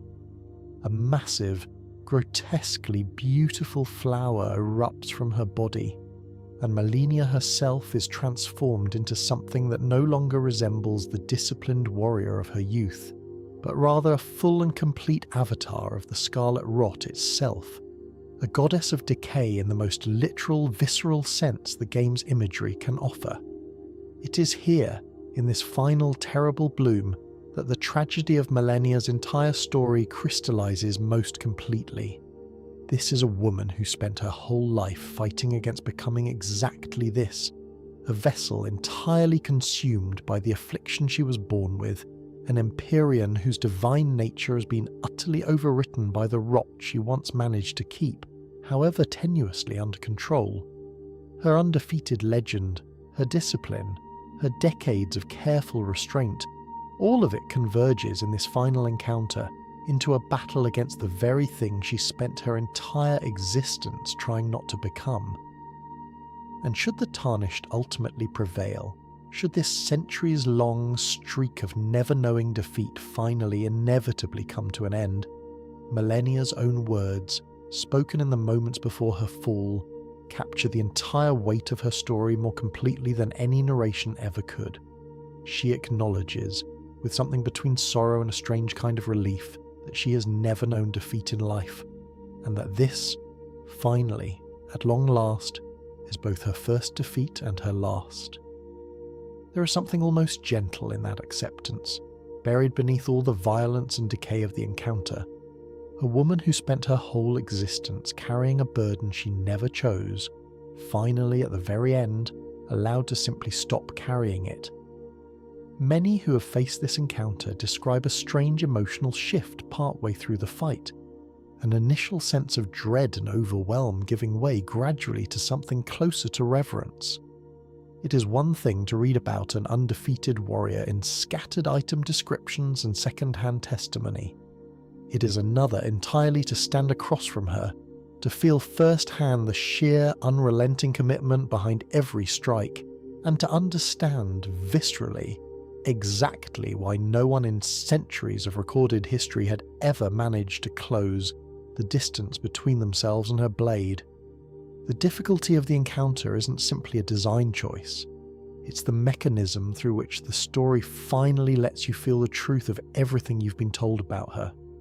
The arena itself, tucked away within the Haligtree's uppermost chamber, adds its own quiet layer of meaning to the encounter.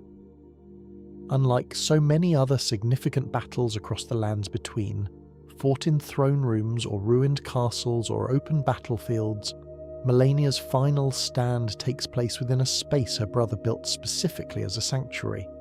A room meant for healing, for rest, for the slow, patient hope of recovery, repurposed instead into the site of her final defining battle. There's something almost unbearably poignant in that detail once you sit with it. The very space constructed to save her becomes instead the space in which her story finally, irrevocably ends. It's also worth mentioning the role that item descriptions and environmental storytelling play in filling out the edges of this encounter for those who wish to dig deeper after tonight's story ends. Various armor sets, weapons and talismans scattered throughout Elfale carry fragments of additional context, brief allusions to the knights who once served here, to Loretta's own history before her death, to the slow decline of the order that once protected this sanctuary so faithfully. None of these fragments offer a complete picture on their own, but together, pieced carefully across dozens of item descriptions the way archaeologists piece together a shattered vase, they form the fullest picture available of what actually happened within these branches across the centuries separating Malenia's arrival and the Tarnished's eventual intrusion. Malenia's story does not end entirely with her fall at the top of the Haligtree, because her rot, her bloodline and her legacy extend outward into other figures scattered across the lands between, figures who inherited, in various painful ways, fragments of what she carried. Among the most significant of these figures are the Scarlet Rot Scions, and the order of warriors known as the Needle Maidens, women trained in traditions connected to Malenia's own martial lineage, some of whom carry within their own bodies fragments of her rot-touched blood. These figures scattered throughout the lands between represent, in a sense, echoes of Malenia's own suffering, distributed outward across an entire generation of women marked by the same affliction that defined her own life, without necessarily sharing in the same discipline, support, or eventual sanctuary that Miquella built for his sister. Millicent stands as perhaps the most fully realised of these figures within Elden Ring's actual playable content, a Needle Maiden encountered by the Tarnished over the course of an extended, deeply moving questline, whose body bears the visible marks of the same scarlet rot that consumed Malenia, and whose story explores, from a very different angle, what it might mean to live with this affliction without the vast resources, the devoted brother, and the century-spanning sanctuary that shaped Malenia's own path. Millicent's questline traces her efforts to seek out her own origins, to understand the source of the rot within her, and eventually to confront a choice about how she wishes to face her own decline, whether to fight against it with everything she has, in a manner that deliberately echoes Malenia's own lifelong discipline, or to find some other, gentler relationship with an affliction that cannot ultimately be cured. It's a story that functions in many ways as a quiet companion piece to Malenia's own, a smaller, more intimate exploration of themes that Malenia's grander, more mythic tale can only gesture toward from a distance.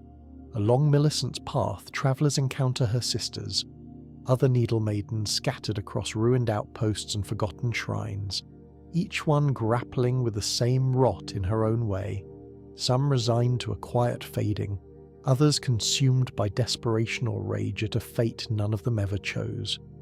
Each of these smaller, quieter stories adds another facet to the larger picture the game paints around Malenia's own affliction, a reminder that whatever mythic weight her own story eventually accumulated, the suffering underneath it was never uniquely hers alone. What makes Millicent's own arc particularly resonant as a companion piece to Malenia's story is the way it offers the Tarnished, and by extension the player, and by further extension you, listening tonight, a genuine choice in how her story concludes. Depending on the path taken, Millicent's fate can unfold in several different ways, ranging from a quiet, dignified acceptance of her condition to a final, fierce battle against it, echoing in miniature the same tension that defined Malenia's own life. The question of whether to fight an unwinnable war to the very end, or to find some other way of making peace with a body that will never stop betraying you. There's no single correct answer offered by the game itself, and that ambiguity feels deliberate. A quiet acknowledgement that there is no universally right way to face an affliction like this, only the way that feels most true to the person living through it. It's a small mercy in a story otherwise so thoroughly shaped by outside forces dictating Malenia's path that at least one figure sharing her affliction is given something closer to genuine agency in deciding her own ending. Perhaps that's part of why so many players find Millicent's questline quietly devastating in its own right. It offers, however briefly, a glimpse of what Malenia's own story might have looked like had she been allowed a bit more room to choose her own path through the rot that defined her. The broader implication carried by figures like Millicent and the wider order of Needle Maidens is that Malenia's affliction, her legacy, and her particular relationship to the Scarlet Rot did not remain contained within her own singular story. It rippled outward, touching other lives, other bodies, other women who found themselves carrying fragments of the same curse without necessarily inheriting the same fame, the same devoted protector, or the same eventual terrible transformation into something approaching godhood. There's something worth sitting with in this detail as we move toward the later portions of tonight's story. Malenia's tale is often framed, understandably, as the story of an undefeated warrior, a legend, a myth, a boss encounter renowned for its difficulty and its spectacle. But beneath that framing sits a quieter, sadder truth, that her story is also, fundamentally, about chronic illness. About a body that betrays its owner in ways beyond her control, about the particular loneliness of carrying a condition that most people around you can never fully understand. And in figures like Millicent, we see that loneliness echoed and multiplied across an entire order of women who share in Malenia's affliction without sharing in the singular, almost impossible level of devotion her own brother poured into trying to save her. It's worth remembering too that not every figure touched by the Scarlet Rot spread throughout the lands between found even the possibility of a companion or a cause to hold on to.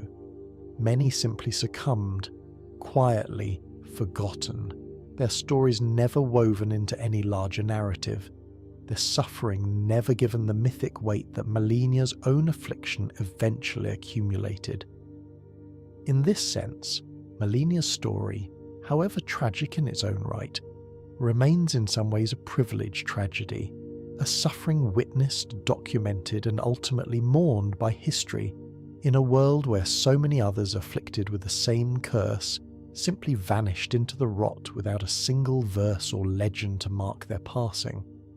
There's a kind of gentle responsibility in that thought, one worth carrying quietly as we near the end of tonight's story. To know Malenia's tale is, in a small way, to hold space for all of those unnamed, unremembered women whose own struggles with the same affliction never found a chronicler, never found a brother willing to grow an entire tree in their honour, never found their way into any legend at all. Her story, however mythic it eventually became, was always standing in for countless quieter ones that history simply never thought to preserve. To fully close out Malenia's story, it's worth stepping briefly into the broader context surrounding her brother Miquella's ultimate ambitions. Ambitions that extend, in the game's more recently explored content, into an entirely new region known as the Land of Shadow, and that recontextualise much of what we've discussed tonight about the relationship between these two devoted tragic twins. Miquella, throughout the long years of tending to Malenia within the Haligtree, never abandoned his belief that compassion, properly wielded, could reshape the world every bit as thoroughly as the Golden Order's grace once had. Over time, this belief crystallized into an ambition far larger than simply curing his sister, a desire to forge an entirely new order for the lands between, one built not on the golden doctrines of Marika's Erdtree, but on a philosophy of what he came to call compassion, freed from the pain, suffering, and rot that had defined so much of his and his sister's shared existence. This ambition eventually drew Miquella away from the Haligtree entirely, into a hidden realm shaped and shielded from the rest of the lands between, where he began constructing the foundations of this new order, severing in the process painful parts of his own nature that he believed stood in the way of true, uncomplicated compassion. It's a project that raises deeply uncomfortable questions about consent, about the ethics of curing suffering by simply removing the parts of oneself capable of feeling it, and about whether Miquella's vision of an age of compassion is truly the gentle utopia he believes it to be, or something closer to another kind of quiet, well-intentioned tyranny.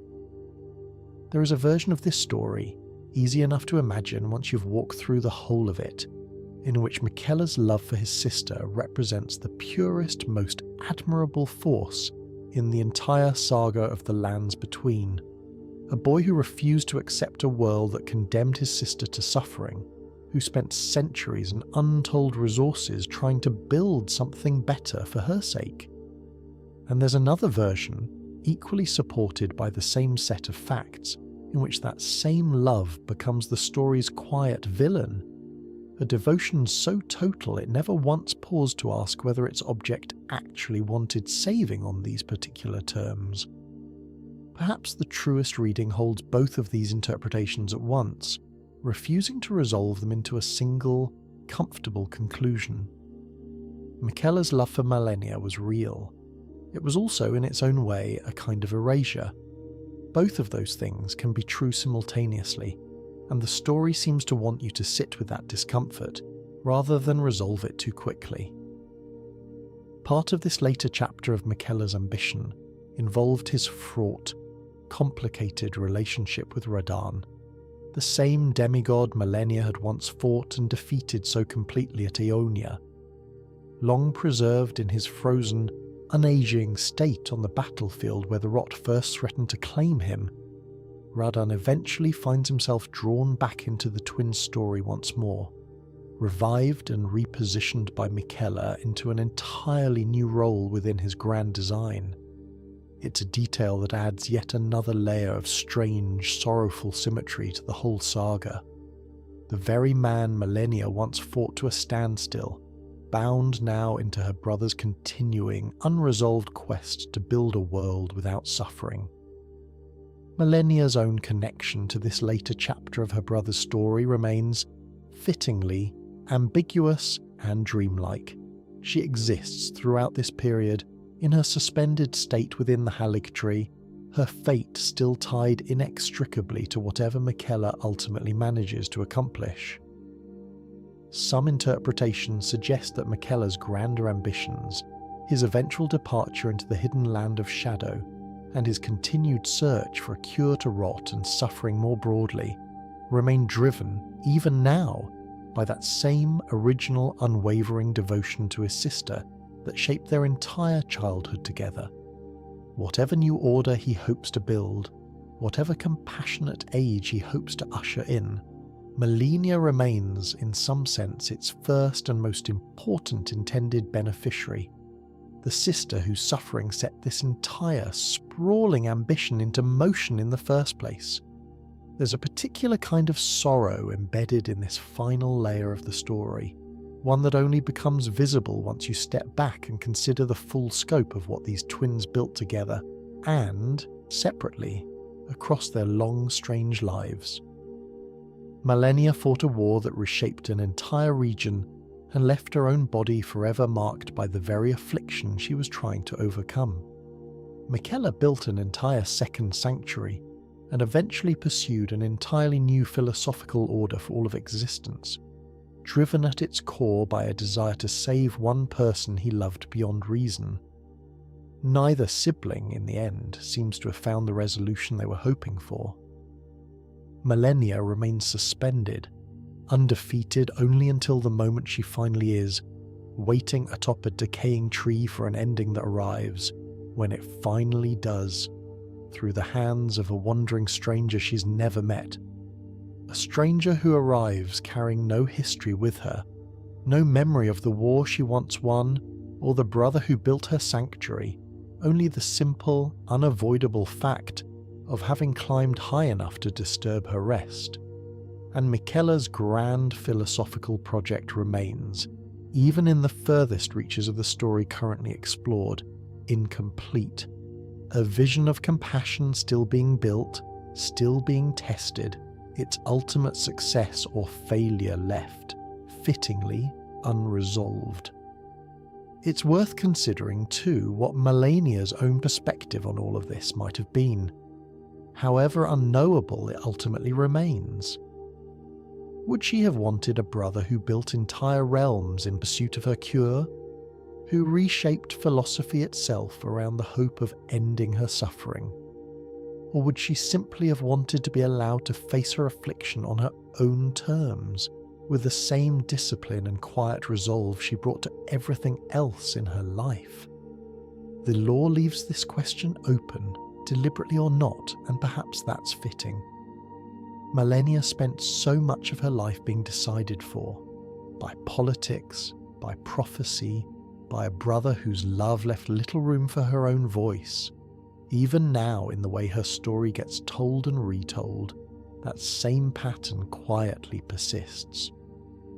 Perhaps that's the most honest way to understand Malenia's entire story, not as a tale with a clean, satisfying ending, but as one chapter, a beautiful, terrible, undefeated chapter, within a much larger, still unfolding story about two siblings who loved each other so completely that neither one ever quite managed to save the other, no matter how hard they fought, no matter how much they were willing to sacrifice, and no matter how many trees they grew or wars they won along the way. Before we close, I want to linger a little longer on Caelid itself, because so much of Malenia's story is written into that landscape even now, long after she herself retreated into stillness atop the Haligtree.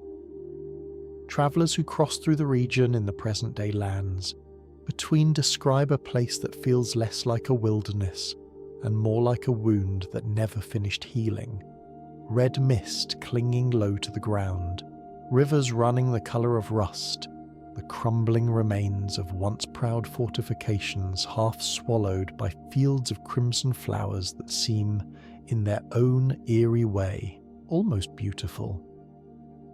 It is a landscape shaped entirely by a single choice, made in a single desperate moment, by a woman who has not walked its soil in centuries.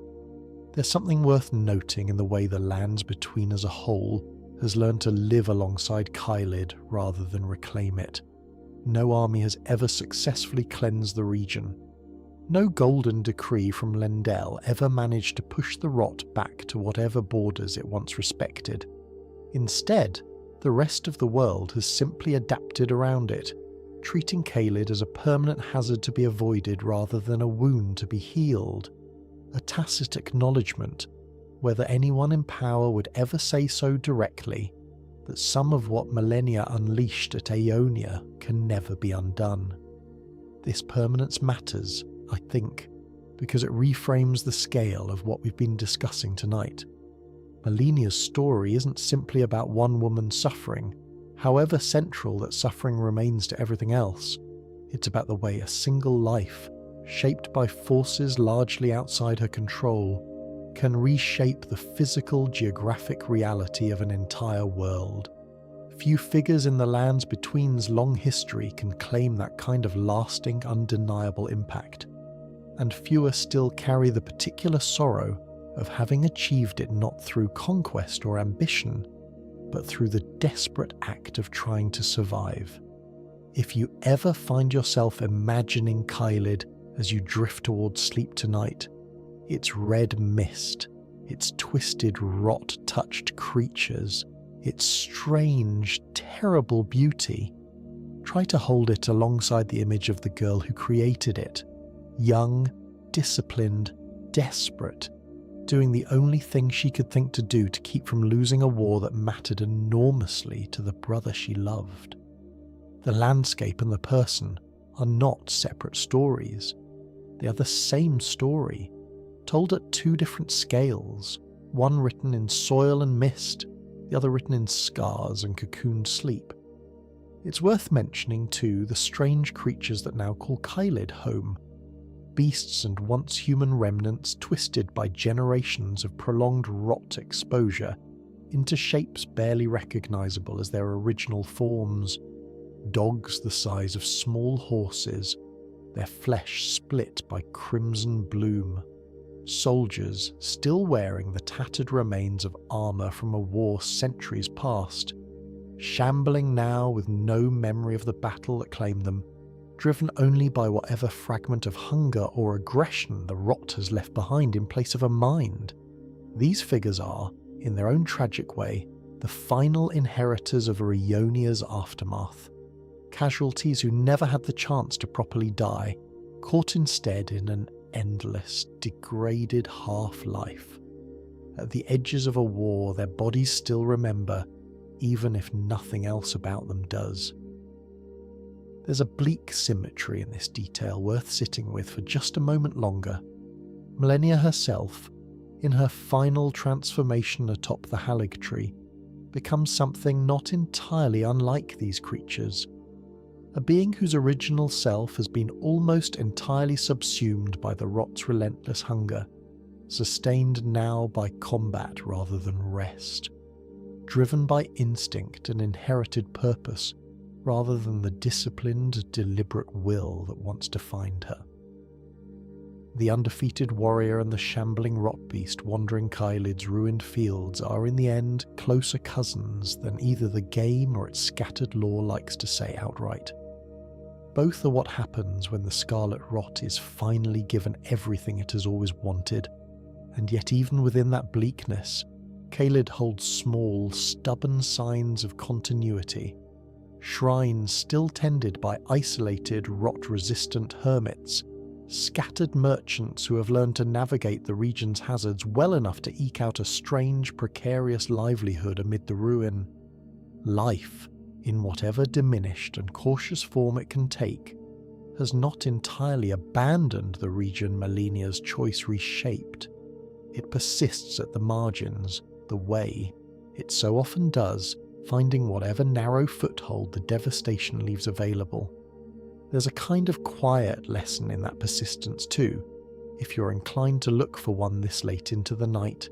Even the most total seeming devastation rarely manages to erase everything. Something almost always finds a way to continue, however small, however changed from what it once was. We've walked a long road together tonight, from a golden nursery beneath the Erd tree, through the slow creeping arrival of a rot no physician could ever fully explain, through years of quiet, disciplined training that shaped a girl into a warrior nobody could defeat, and finally into a war that reshaped an entire region into the crimson wasteland travellers still fear today. We've sat inside a tower grown from living wood, watched a brother pour centuries of devotion into a sister he could never quite save, and stood at the very end before a goddess of rot who remembered even in her final moment what it once felt like to simply be a girl who refused to lose. Malenia's story doesn't offer easy comfort. It isn't the kind of tale that resolves into a tidy lesson or a happy ending.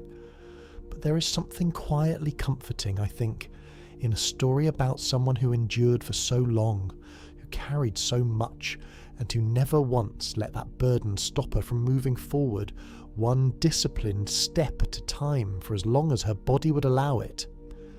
Maybe that's worth carrying with you tonight as your own eyes grow heavy and this story settles into the quiet space between waking and sleep. The reminder that endurance itself, however small, however unnoticed, is its own kind of victory. If there's one image worth letting linger as you drift off, let it be this: a garden grown impossibly high above the world, wrapped in gold and silence, holding within it a girl who was never quite allowed to simply rest, and the quiet, patient hope, however unresolved, that somewhere in that stillness she finally has. Stories like Malenia's tend to stay with people longer than the simpler, more triumphant tales do, and I think that's because there's something honest in a story that refuses to tie itself up neatly. Real endurance rarely looks like a clean victory. More often, it looks like what Malenia's story actually gives us: a woman who kept going, day after day, flare after flare, battle after battle, not because she was promised a happy ending, but because going on was simply the only thing left within her power to choose. There's a kind of quiet, unglamorous heroism in that, one that has very little to do with undefeated records or waterfowl dances or golden prosthetic wings, and everything to do with simply refusing again and again to stop. Wherever you are tonight, whatever version of your own quiet endurance you happen to be carrying into sleep, I hope some small piece of Malenia's story travels with you. Not the tragedy of it necessarily, but the discipline, the steadiness, the sense that showing up again tomorrow is its own kind of victory, however small it might feel in the moment. And if nothing else stays with you by morning, let this much remain. Somewhere in a world made of gold and rot, a girl who was never given an easy path chose, again and again, to keep walking it anyway. That choice, repeated quietly across an entire lifetime, is worth remembering long after the details of any war or duel or blooming flower have faded from memory. Thank you for spending these hours with me tonight, wherever you're listening from, whatever kind of day brought you here looking for a story gentle enough to fall asleep to. If Malenia's story moved you, or if you simply made it this far and want more evenings like this one, consider staying subscribed to Nightfall lore. There are many more stories from the lands between and beyond still waiting to be told slowly, patiently, the way they deserve. Let your eyes close now, if they haven't already. Let the rot and the gold and the grief of this story fade quietly into whatever dreams are waiting for you. Let the golden light of the Erdtree, the crimson mist of Kylid, and the quiet, patient branches of the Haligtree blur softly together into something gentler than any of them were on their own. A lullaby built from tragedy, offered to you tonight in the hope that it carries you somewhere restful. Sleep well, good Tarnished.